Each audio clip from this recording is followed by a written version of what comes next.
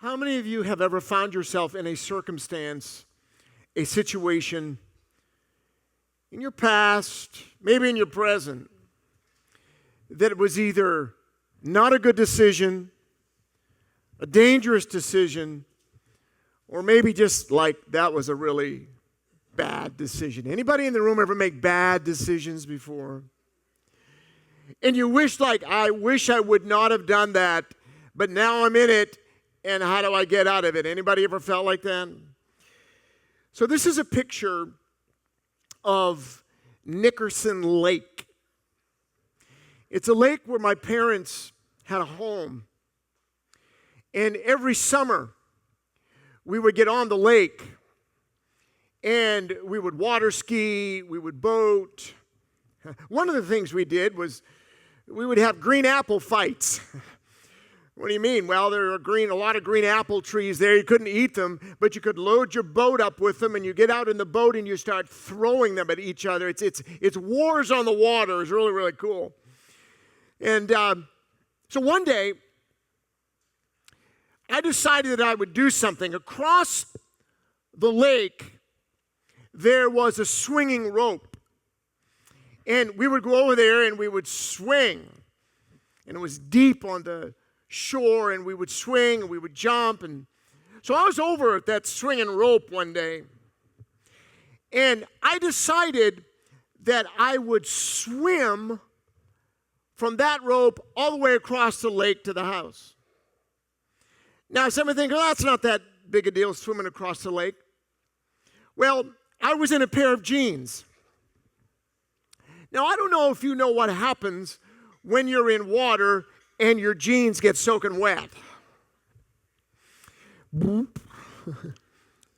And I had no flotation device, no life preserver, no nothing. My father, he would always tell me, we go out on the boats, he would always say to me, make sure you put your life preserver on.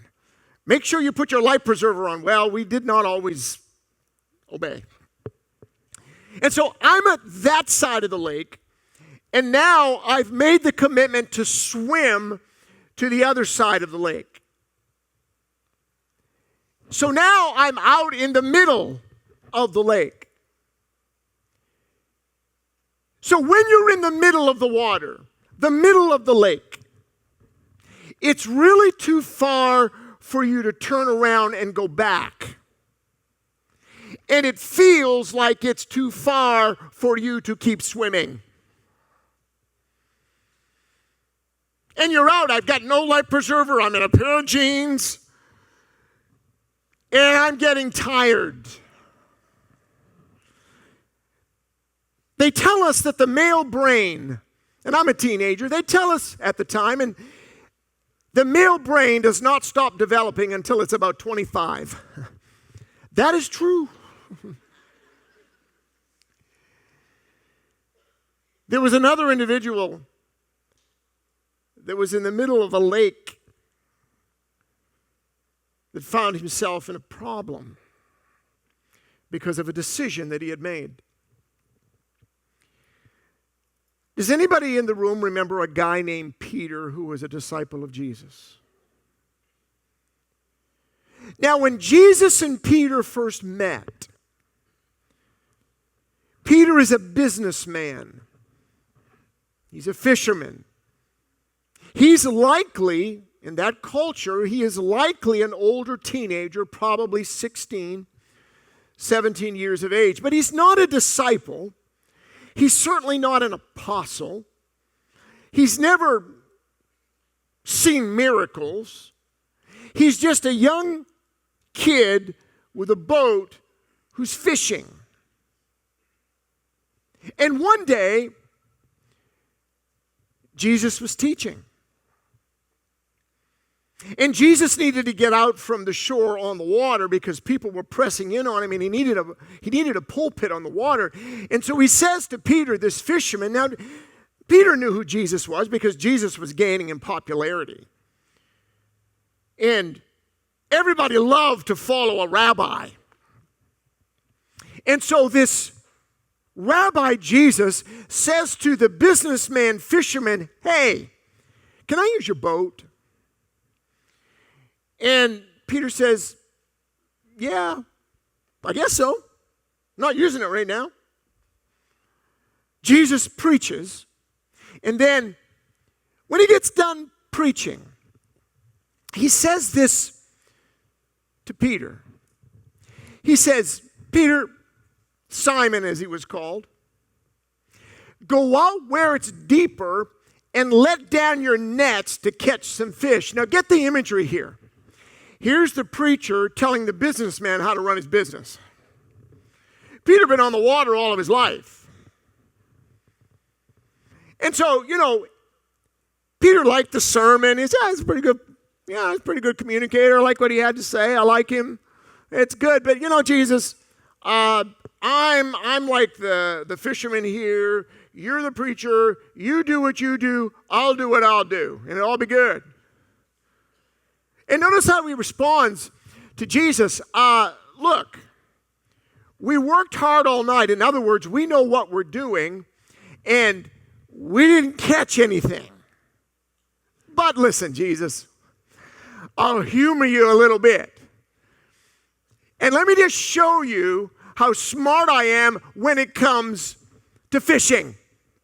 So he said, all right, I'll let down the nets again.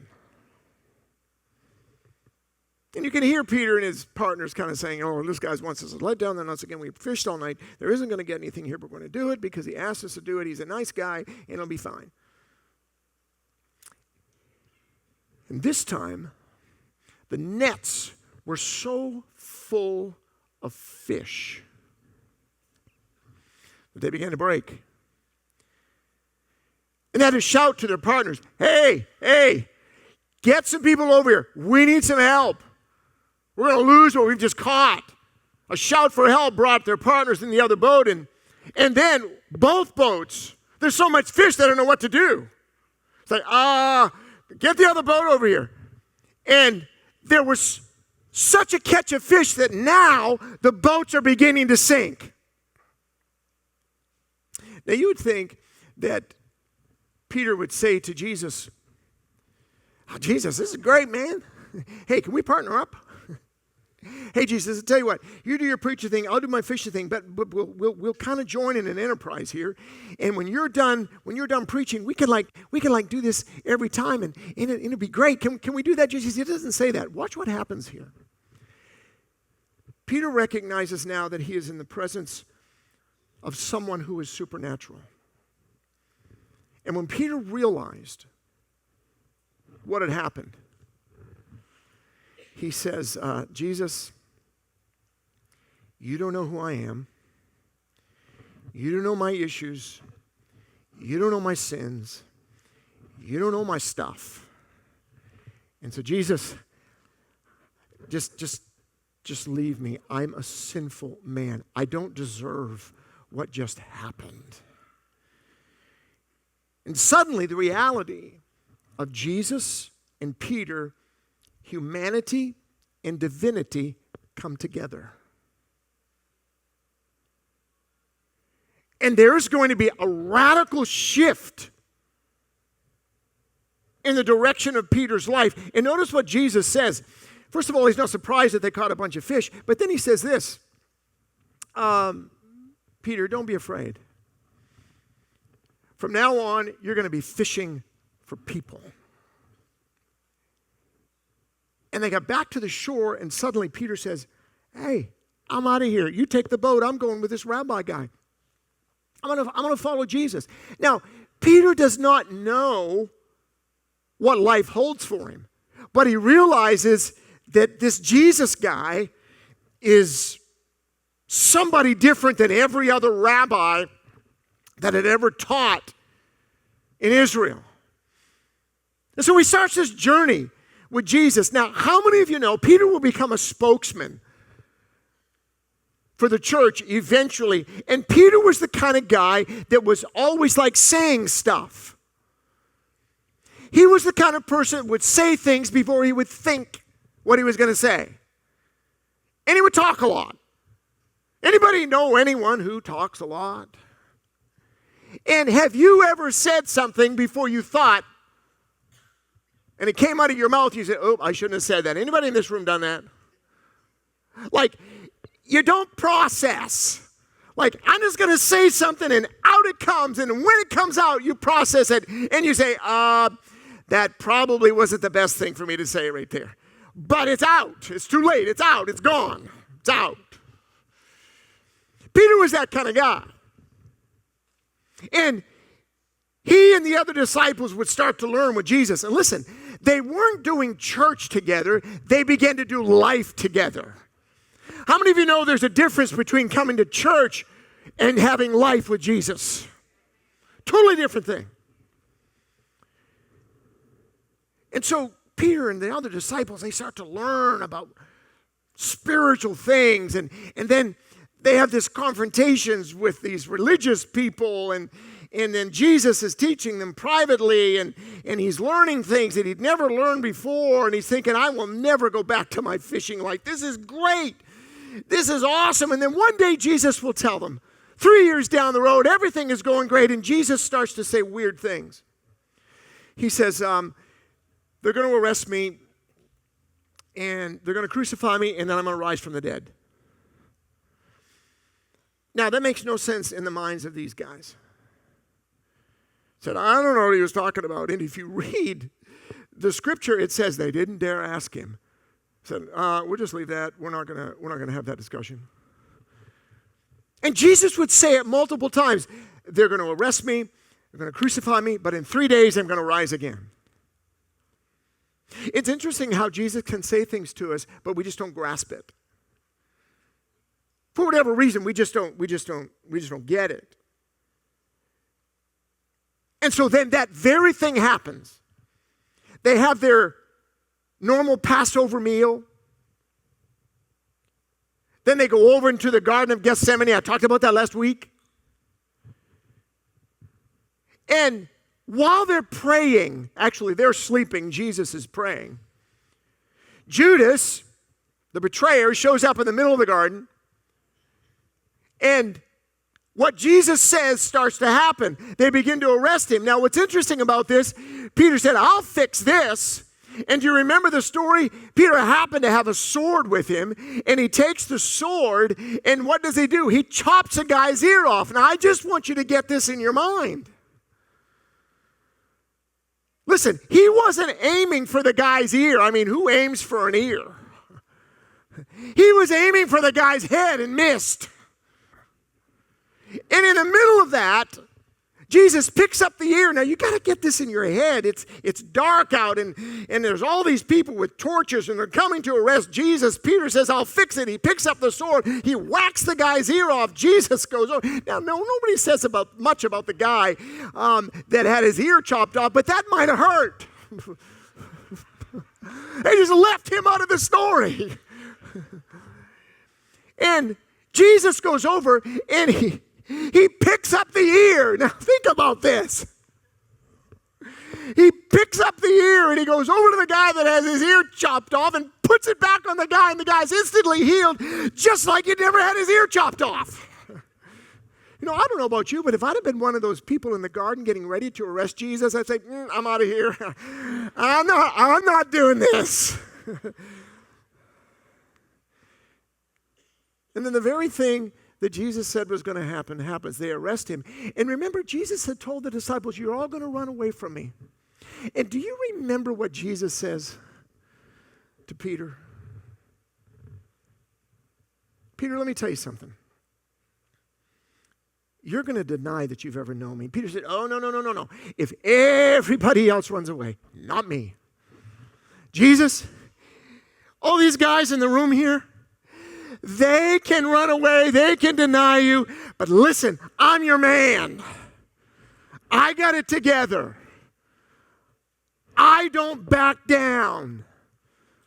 I'll never deny you. And then Jesus will say something to Peter, and we probably ought to pay attention more to what Jesus says to us. He says, Peter, before the night is out, before a rooster crows, you're going to deny that you've ever known me. Not going to do it. Jesus is arrested. What happens? All the disciples flee. But then Peter will end up in a courtyard where they begin to put Jesus on trial. And Jesus will go through 6 trials within a 12-hour period. 3 of them were Roman, 3 of them were Jewish, and they were all illegal trials because you couldn't do trials in the middle of the night. And he's pushed back and forth from Herod to Pilate. And while all of this is going on, Peter is standing there watching, and the Bible says it was cold, and so he began to warm himself around a fire to get warm. And somebody says to him, hey, you got a North Carolina accent. I think you know who Jesus was. You're from the South. He says, no. Read the text. That's exactly what it says. He says, you got a Galilean accent. You're from the north of Israel. You must have been with Jesus. And Peter says, not me. So he continues to warm himself around the fire. And somebody else says to him, I think I saw you in the garden with him. Oh, no, that was my twin brother. That wasn't me. I don't know who this guy is. I've never seen him before. And he continues to warm himself around the fire. And then a rooster is going to crow as soon as Peter says, why does the rooster crow? Because now it's dawn. They've been up all night. Jesus has been on trial all night, and they've been up watching this thing with Jesus. And one more person, a little teenage girl, says to him, you were with him. And then he starts to bring curses down on himself. Read what it says. He wasn't like, quote, swearing as how we would say it. He was bringing God's curse on him if he knew the man. He says, I don't know the man. I'm cursed by God if I know him. That's what he says. And suddenly, as the sun is coming up over the horizon, a rooster crows just as soon as he says, I don't know the man, for the 3rd time. And the Bible says that Jesus, when he heard the rooster crow, turned and looked at Peter. And Peter realizes what has happened. And it says that he left, he ran out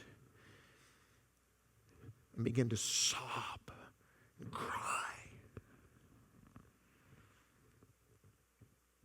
Jesus is convicted illegally. Just let me say, whenever you bring religion and government together, you're going to get a crucifixion. Think about it.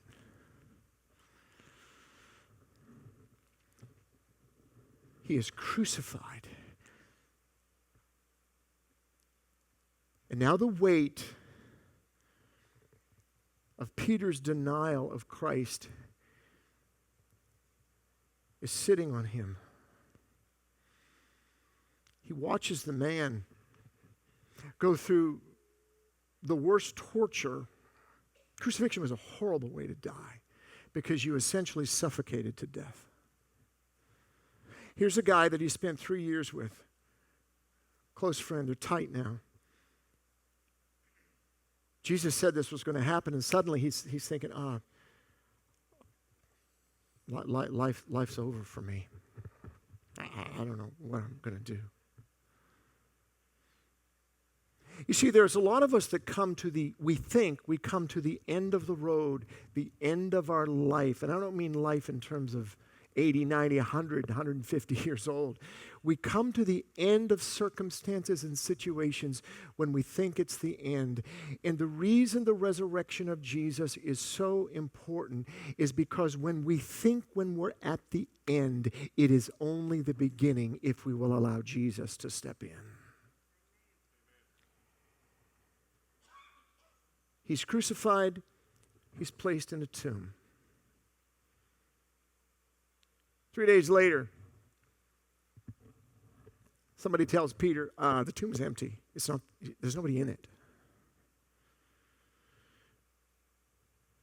Read the Bible. Peter and John run to the tomb. There's no Jesus in there. And then there are various moments in time that Jesus starts to appear like he's not dead. He's like alive. And this is more confusing because now this Jesus who is dead and who is alive is walking through rooms when they're locked in the room. They locked the door because they were now fearful of their life. Just listen to me. There is no locked door in your life or your family that Jesus cannot get through.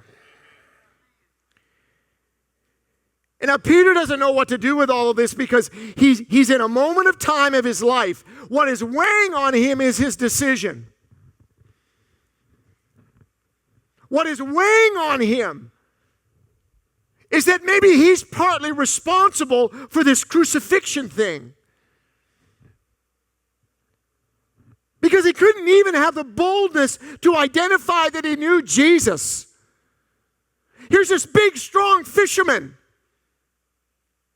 who thought that he had it all together, and he denies the Lord. Now everything is turned upside down. They're running for their life. Jesus is appearing as though he's alive. Everything is in huge confusion. And so one day Peter says, I am going fishing. Read it. He hadn't been fishing in 3 years. Except for the one time Jesus said, go pay your taxes and throw a line in and pull the fish up, and the tax money will be in the mouth of the fish. That's the last time he'd fished since he took up with Jesus. He says, I'm going to go fishing. So I want you to get this picture with me. They are on the Sea of Galilee. And they're in a boat off from shore. And Jesus is on the shore. But no one can really identify who it is because in the early morning off the Sea of Galilee, I've stood there. There's fog, there's mist. You can't really see anybody to know who they are. And people would go to the shore of the Seas of Galilee early in the morning to be the first person in line to get the fish that the fishermen were catching. It's like being the first in line at Walmart. And I'm going to get what I got to get here, and I'm going to be the first guy out because I want the fresh fish.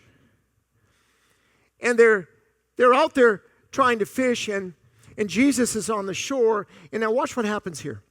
Early in the morning, it's early morning, Jesus hollers out to them. They didn't know that it was Jesus. And he says, hey! And the voice of Jesus echoes across the water. Hey! You guys got any fish? They yelled back, no! And then Jesus said something that he said 3 years prior. He said, throw your net. Throw your net on the right side of the boat. You see how crazy this is? There's a guy on the shore, they don't know who it is. And Peter's like, who is this guy hollering at us, telling us to put the net on the right side of the boat? I said, all right. When they did, they were unable to haul in the net because of the large number of fish. And then somebody has a bright idea. In verse number 7, then the disciple whom Jesus loved, that was John, they were in the boat together, says to Peter, that's the Lord. They recognized the Lord because 3 years prior, the same thing had happened. And as soon as Peter heard him say that, it's the Lord, he puts his clothes back on and he jumps into the water and he's in the water out from the shore because of bad decisions. I'm going fishing. I don't know what else to do. Then he comes back to the shore. And they followed him in the boat. They were towing the net full of fish, for they were not far from shore, about 100 yards. And when they landed, watch this, don't miss this. They got all this fish. Jesus takes them back to 3 years before. Why does Jesus do this? Because Jesus is going to give them a redo. Jesus is going to give them a restart. Every one of us in this room, at some point, Jesus has had to give every one of us a redo, a restart. We'll start this race over again. We're going to start this thing over again. And they get the boat into shore, and notice when they landed, what do they see? And specifically, what does Peter see? He sees a fire of burning coals. When was the last time Peter was around a fire of burning coals? A few days earlier, when he sat around with everybody else, and people were asking him, do you know Jesus? He said, don't know him. Don't know him. Don't know him.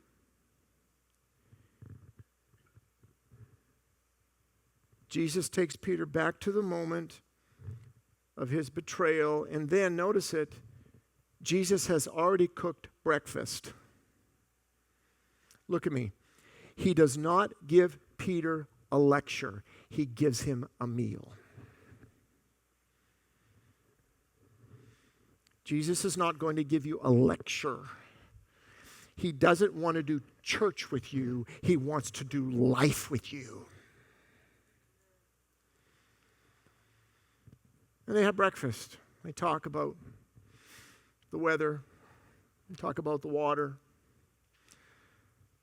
They talk about Herod and dumb decisions Herod was making because gas prices were rising in Israel, and they were all just having a conversation. And then when they got done eating,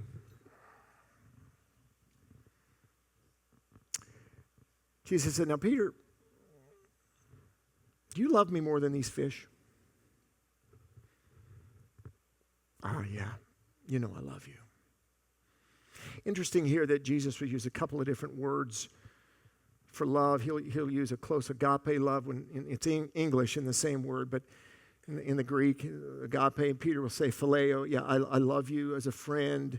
Do you really love me with everything? And well, Peter says, Lord, I love you as a friend. Then he said, feed my lambs. And Jesus said, okay, Simon, do you love me? Asked him the second time. And yes, Lord, you know I love you. And Peter this time realizes that he just can't open his mouth and say anything, because he knows the Lord knows all things.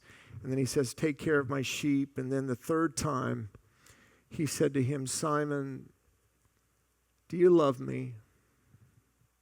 Why does Jesus do this 3 times? It's the grace and compassion of Christ. And because, Peter denies him 3 times, but Jesus is going to do a triple restoration in Peter's life. You know that I love you.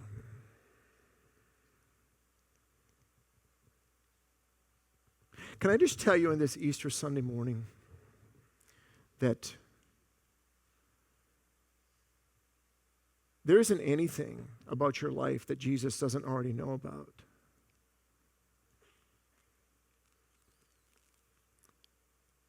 And in every denial of life, Jesus comes back in and says, I'm gonna help you restart this if you want it.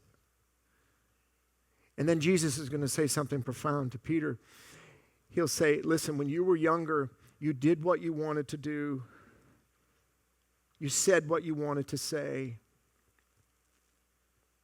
You got out in the middle of the water. By the way, in case you were wondering, I made it back to shore.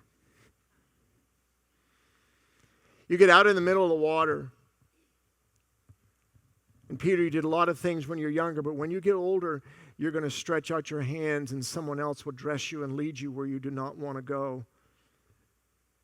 Peter will be crucified upside down by Nero because he didn't feel worthy to be crucified in the same way that Jesus was.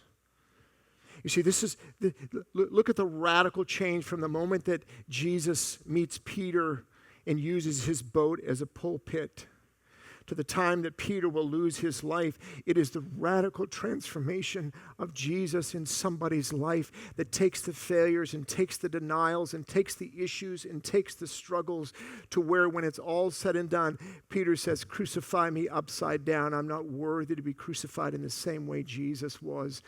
But now he submitted himself. His life is now totally transformed. And folks, transformation is not just a moment of time. Transformation is a lifetime of time.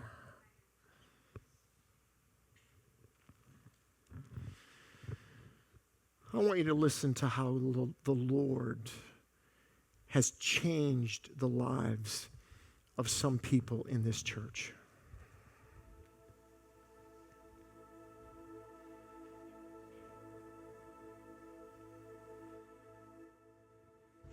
Hi, my name is Jennifer, and God has delivered me from anxiety. Hey, my name is Judah, and God has shown me the importance of worship. Hello, my name is Danielle, and God is truly the best thing that has happened to me. If you need God anytime, anywhere, He will be there for you. Hey guys, my name is Joe. I just want to let you all know that God has really restored me 180 degrees in my finances and my marriage. Hola, mi nombre es Laura y Dios ha restaurado mi familia. Hi, my name's Jedediah, and God's delivered me from wrong thinking and brought me into a right way of thinking through His Word. Hey, my name is Mally. God delivered me from confusion and many intrusive thoughts. Hi, my name is Eli, and God has delivered me from anger. Hi, my name is Kendall, and God has seriously done some amazing things in my life. He's given me a great family, great friends, an amazing church. Hey, my name is Michael. God has restored my family. Hey, my name is Amanda, and the Lord has delivered me from anxiety, overthinking, and fear. I'm Cody, and Jesus has delivered me from alcohol addiction. Hi, my name is Elena, and I thank God for giving me many friends and family. Hey guys, my name is Trey Vella. God has freed me from pornography, and God has saved me from my evil life, and God has freed me from my insecurities. Hola, mi nombre es Alma. El Señor ha restaurado mi matrimonio. Hey, my name is Gabriella, and the Lord has done a lot of things, but He's always placed me at the right time, in the right place, with a great community, mentors, and friends to help me along my journey. Hey, my name is Barnabas, and I'm thankful for a loving family. My name is Gina, and God has done an amazing work in my life. He has transformed me, He has saved me from death, and He has set me free. Hola, mi nombre es Andrea, y Dios restauró mi vida. Hi, I'm Rena, and God has delivered me from fear. Hello, my name is Matthew, and God has delivered me from depression and insecurity. I want you to understand on this Easter Sunday morning that everything that Jesus is can be to you and me in this room today. I want you to bow your heads with me right now.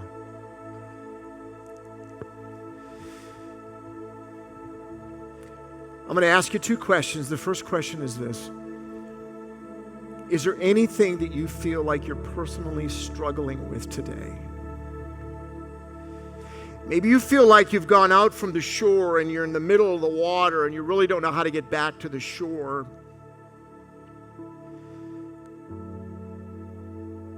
Jesus is standing on the shore to help you get back. Maybe there's just stuff. You don't talk about it. Maybe you don't let anybody else know about it, but there's just things that you're glad nobody else knows about it. But you're saying today, I got to get back to shore. I'm treading water. I got to get back to shore.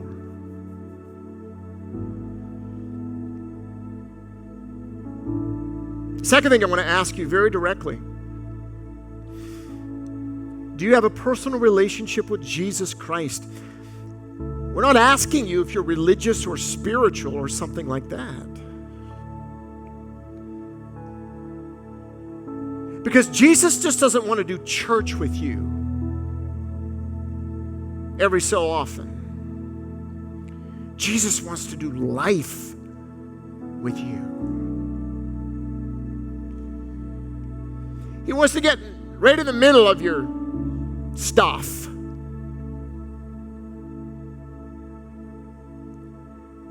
Sometimes we say, just like Peter said, Jesus, you don't want to be around me. You can leave, Jesus. You don't want to be around me. And that's not who Jesus is.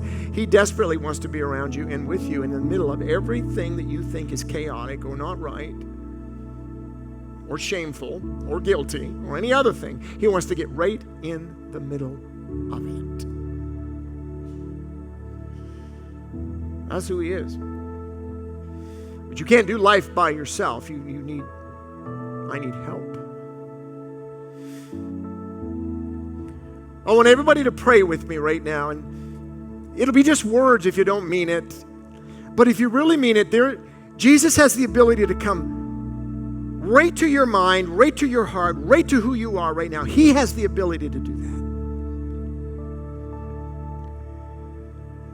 Everybody in this room, say this with me right now. Lord Jesus,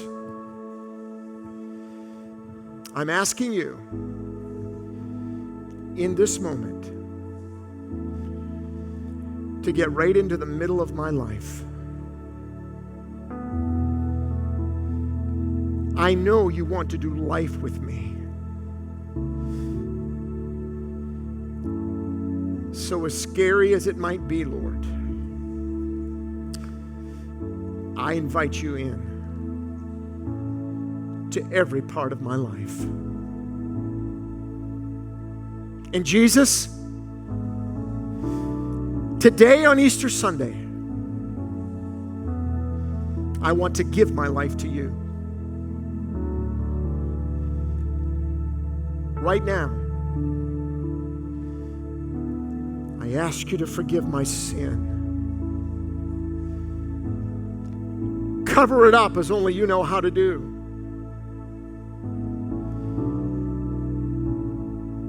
I recognize I cannot do this on my own.